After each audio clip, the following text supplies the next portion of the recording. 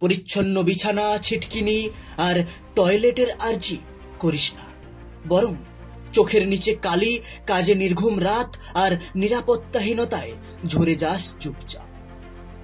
ডিউটিতে রিপ্লেসমেন্ট তো আসবেই, কিন্তু বাড়িতে? তিনি এমবিবিএস, এমডি, পিজিটি। তিনি আরজিকর হাসপাতালের ডাক্তার ও ছাত্রী।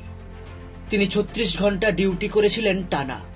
তিনি গতকাল রাত 2টো অবধি পেশেন্ট দেখেছিলেন। তিনি ভোর রাত অবধি পেশেন্ট দেখার পর ডিনার করেছিলেন।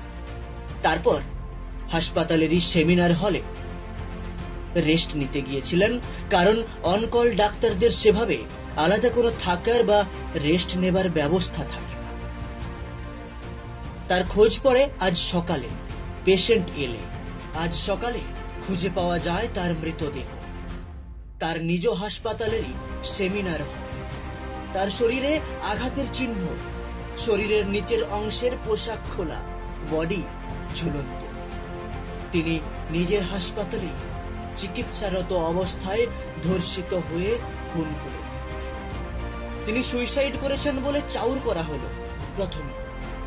সহ ডাক্তার বন্ধুরা ব্যাপারটা নিয়ে যদি জলঘোলা না করত, তাহলে এটাকেই হয়তো সত্যি বলে জানা থাকতো, হয়তো বা বলা হতো এটা একটা ছোট্ট ঘটনা। যেই হাসপাতালে দেহ উদ্ধার, যেই হাসপাতাল আড়াল করেছিল এই নির্মম ঘটনাটা, সেই হাসপাতালেই ময়না তদন্ত কতটা যুক্তিযুক্ত?